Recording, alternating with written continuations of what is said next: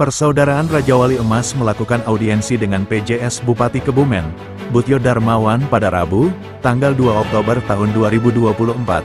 Audiensi ini dilakukan untuk membahas beberapa isu yang sedang hangat di Kebumen antara lain, terkait netralitas ASN, bantuan sembako untuk warung UMKM, netralitas kepala desa dan perangkat desa, masa jabatan PJS Bupati Kebumen, pelayanan Kartu Indonesia Sehat, KIS, dan beberapa hal lainnya yang disampaikan secara tertulis. Terkait netralitas ASN, PJS Bupati Kebumen menyampaikan bahwa akan mengadakan deklarasi netralitas ASN, terkait bantuan sembako untuk warung UMKM dan pelayanan KIS. PJS Bupati akan mempelajari terlebih dahulu.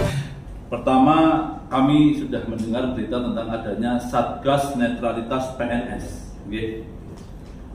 Dari warga masyarakat memberikan titipan kepada kami untuk menyampaikan aspirasi bahwasanya Satgas Netralitas PNS seyogianya untuk bergerak responsif tanpa harus menunggu aduan dari masyarakat.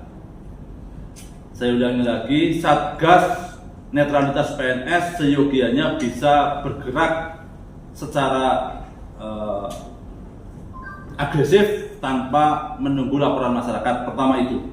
Kedua, dengan siapa kami kalau memang harus mengadu terhadap kepada Satgas PNS, kami untuk berkomunikasi, mungkin ada poskonya atau kontak personnya. Itu titipan dari masyarakat sebelum kami masuk ke materi yang selanjutnya. Itu satu, terkait Satgas Netralitas PNS.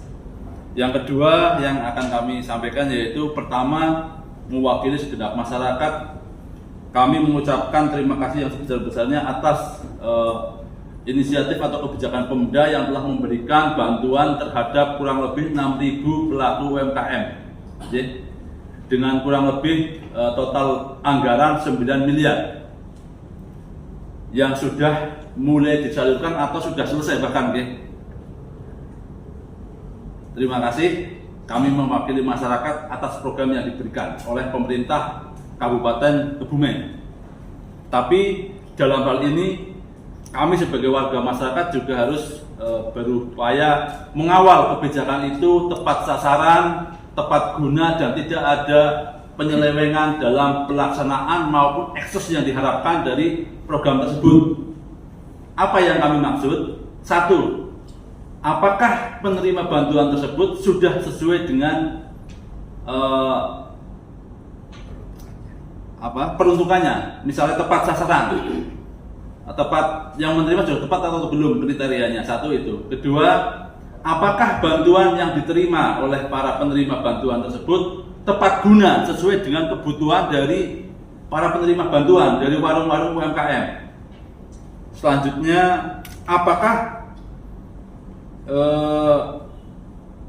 penyelenggara bantuan itu benar-benar profesional, dan siapa penyelenggara yang melaksanakan mekanisme pembagian bantuan tersebut, atau ditangani oleh pemerintah langsung, ataukah diberikan kepada pihak swasta melalui lelang atau bagaimana. Itu kami perlu pemahaman lebih lanjut.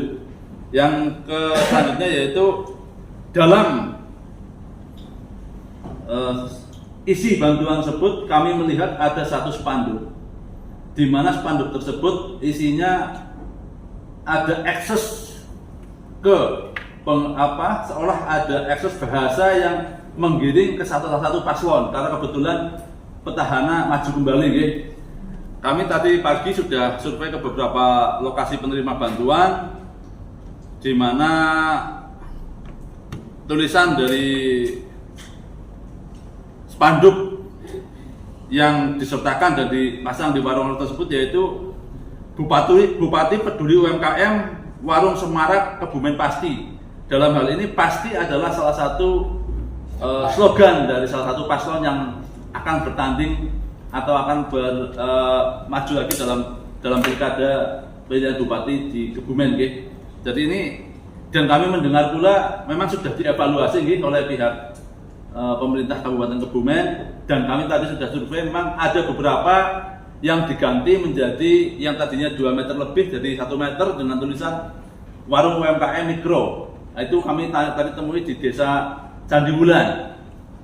Dan kami juga sudah mensurvei di warung tersebut bahwasanya penerima bantuan itu menerima beberapa utamanya adalah untuk pembangunan atau perbaikan warung ya, antara lain seng, triplek, cat, kayu, kusen, kayu kasut dan lain-lain.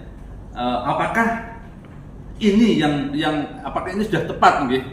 Ini yang perlu dievaluasi juga. Sebenarnya warung itu perlu pembangunan secara fisik atau pembangunan secara modal, karena sekarang rata-rata warung-warung UMKM itu terjerat oleh bank pelejit, oleh rentenir yang berkedok sebagai koperasi. Boleh panjenengan cek ke lapangan.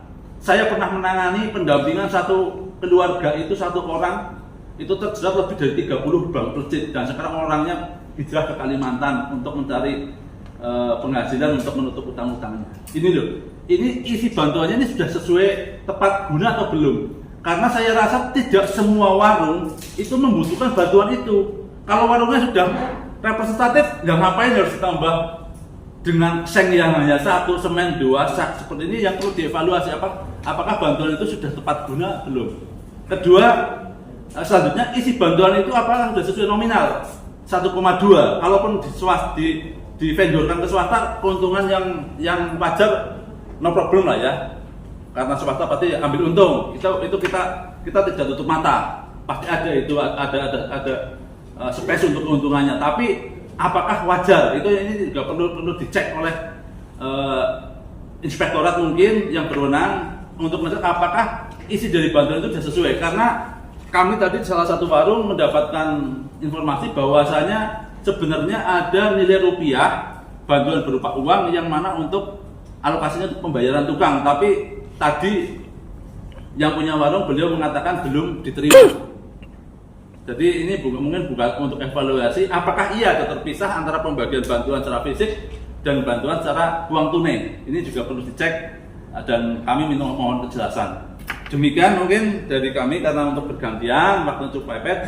Intinya dari kami itu 21 netralitas terkait Satgas netralitas ASN, yang kedua terkait bantuan UMKM untuk warung. Terima kasih. Assalamualaikum warahmatullahi wabarakatuh. Waalaikumsalam warahmatullahi wabarakatuh.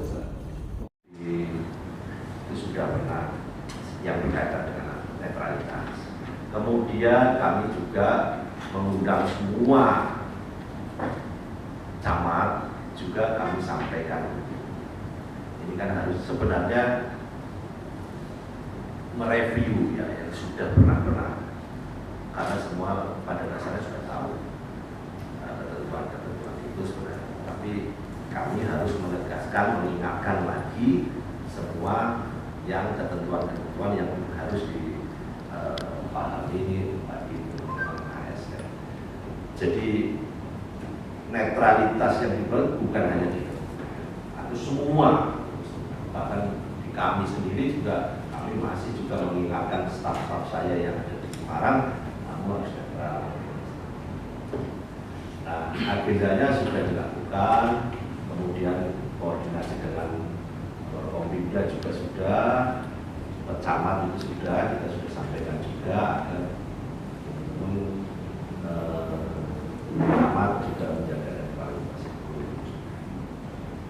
Kemudian kami juga memberikan arahan untuk melakukan pengarahan pada staf-stafnya, karena saya berkomunikasi dengan